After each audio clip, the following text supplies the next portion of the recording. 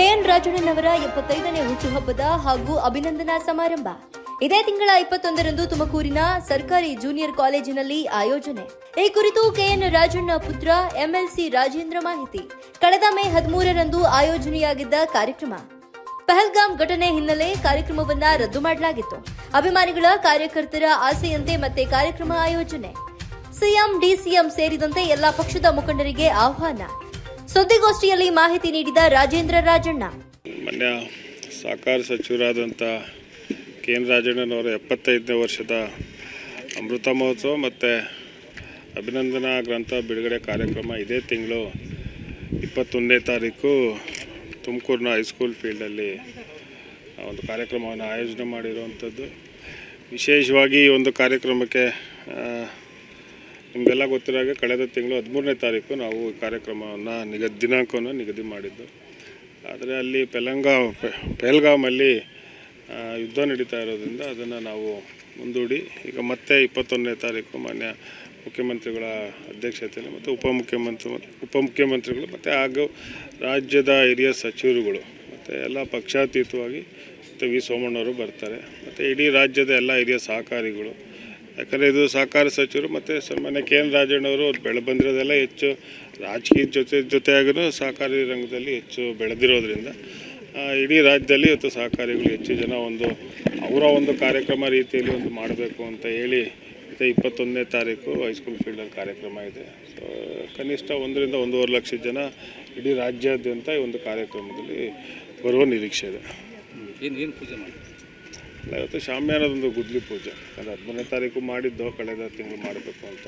So ಈಗ ಮತ್ತೆ ತಿರ್ಗಾ ಯಾವ ವಿಘ್ನ ಆಗದಲ್ಲೇ ಇರೋವಂಥ ರೀತಿಯಲ್ಲಿ ಮತ್ತೆ ನಾವು ಎಲ್ಲ ನಮ್ಮ ಈಗ ಅಭಿನಂದನಾ ಗ್ರಂಥದ ಸಂಚಾಲಕರು ಸಮಿತಿ ಇದೆ, ಆ ಸಮಿತಿಯವರು ಮತ್ತು ರಾಜಣ್ಣವರ ಹಿತೈಷಿಗಳು ಎಲ್ಲರೂ ಸೇರಿ ಇವತ್ತು ಒಂದು ಗುದ್ಲಿ ಪೂಜೆಯನ್ನು ಮತ್ತೆ ನಾವು ಮಾಡಿ ಇವತ್ತಿಂದ ಮತ್ತೆ ಶಾಮಿಯಾನ ಹಾಕುವಂಥ ಒಂದನ್ನು ಪ್ರಾರಂಭ ಮಾಡಿ. RCB ಸಂಭ್ರಮಾಚರಣೆಗಳು ಎಲ್ಲ ಆ ಥರ ದುರಂತ ಆಗಿದೆ, ಆ ಥರ ಆಗದೇ ಇರಲಿ ಅನ್ನೋದು ಕೂಡ ಒಂದು ದೇವರಲ್ಲಿ. RCB ವಿಚಾರ ಅದು ಆಗಬಾರ್ದಿತ್ತು.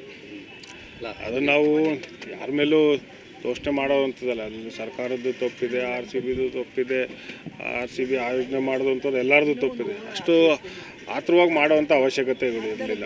ಯಾಕಂದರೆ ಗೆದ್ದು ನೆಕ್ಸ್ಟ್ ಡೇನೆ ಮಾಡೋವಂಥದ್ದು ಅವಶ್ಯಕತೆ ಇರಲಿಲ್ಲ.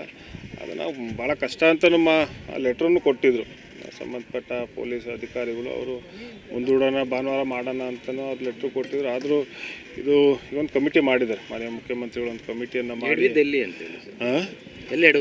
ಅರ್ಜೆಂಟಾಗಿ ಮಾಡಿದ್ದು.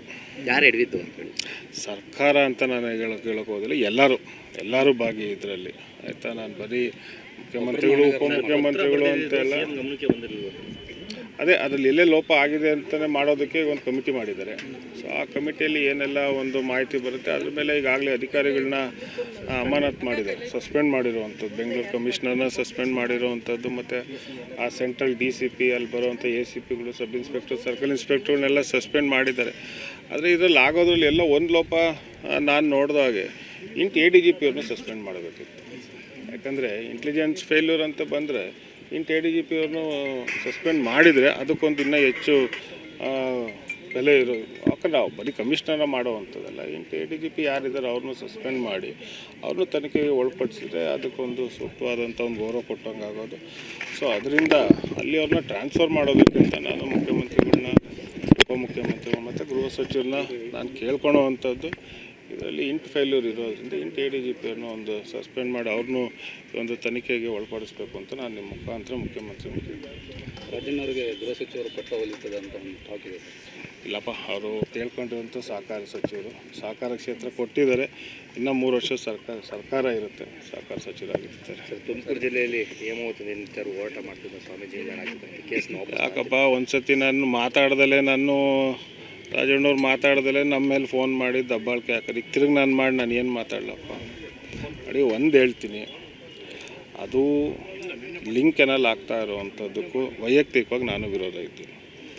ಯಾಕಂತೇಳಿದ್ರೆ ಗುಬ್ಬಿ ಇರ್ಬೋದು, ಕೊರಟಗೆರೆ ಇರ್ಬೋದು, ಮಧುಗಿರಿ ಇರ್ಬೋದು, ಯಾವ ವರ್ಷ ನಮಗೆ 24 TMC ಈ ಜಿಲ್ಲೆಗೆ ಬಂದಿದೆಯಪ್ಪ? ಮಾಧುಸ್ವಾಮಿಯವರಿದ್ದಾಗ 14 TMC ಬಂದಿತ್ತು, 22 ರಾಜಣ್ಣವರಿದ್ದಾಗ 19-20 TMC ಈಗ ಬರ್ತಾಯಿದೆ. ಬರೀ ನಾನು ಕುಣಿಗಲ್ ಅಂತ ತೋರಿಸಿದ್ರೆ ಅಧಿಕಾರಿಗಳು ತೋರಿಸ್ಲಪ್ಪ, ಅಧಿಕಾರಿಗಳು ಗುಬ್ಬಿಗೆ ಎಷ್ಟು ಬಂದಿದೆ, ಕೊರಟಗೆರೆಗೆ ಎಷ್ಟು ಬಂದಿದೆ, ಮದೀರಿಗೆ ಎಷ್ಟು ಬಂದಿದೆ ಅಂತ ತೋರಿಸ್ಬೇಕಲ್ಲ, ತೋರಿಸೋದೇ ಇಲ್ಲ. ಎಲ್ಲಿ ಬರುತ್ತೆ ನಮಗೆ? ನಾವು ಕೇಳ್ತಾ ಇರೋವಂಥದ್ದು ಕುಡಿಯೋ ನೀರಿಗೆ. ಸುಮ್ಮನೆ ನಾವು ಇವತ್ತು ಸರ್ಕಾರ ಇದೆ ಮಾತಾಡಬಾರ್ದು ಅಂತ ಹೇಳ್ಬೋದು, ಬಟ್ ಆದರೆ ವೈಯಕ್ತಿಕವಾಗಿ ಹೇಳಿದ್ರೆ ನಾನು ಆ ಲಿಂಕನಲ್ಲಿ ವಿಚಾರದಲ್ಲಿ ನಾನು ವಿರೋಧ ಇದ್ದೆ.